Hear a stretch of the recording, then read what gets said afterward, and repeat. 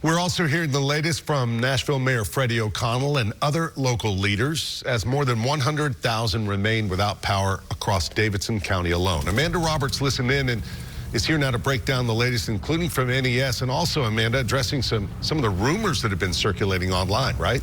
Yeah, Roy, right now NES tells us that they are focused on scale, which means bringing in more workers, crews, and linemen and unions to help.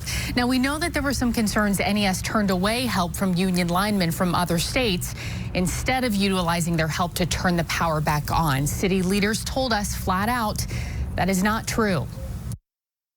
Rumors circulating on social media are nothing more than rumors started by people without the full picture of behind-the-scenes efforts from Mayor O'Connell or NES, who actively reached out to my office earlier in the storm and have been working closely with us since. As of this morning, additional IBEW crews are either already working with NES or en route to the area and will be working nonstop on behalf of NES customers. In addition to more linemen, unions, and crews from out of state, the governor signed an executive order allowing TDOT to call in the National Guard. Guardsmen are in Nashville right now with one objective: to clear debris from roadways and power lines to allow TDOT and other crews to work.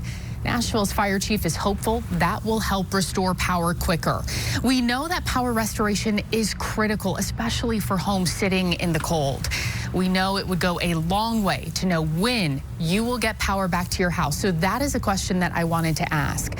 I learned today that NES does not know the full scope of the system, and therefore they cannot give us a potential schedule of when they plan to bring neighborhoods back online.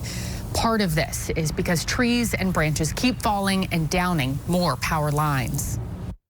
There are parts of the county that look completely normal. There are other parts that just look like things have exploded, and there are multiple poles down on one stretch of road, stretches of roadway that are nearly impassable. And so even getting that assessment through all of this has proven more challenging. And so that's one of the reasons why we have continued every day to scale capacity to get through that.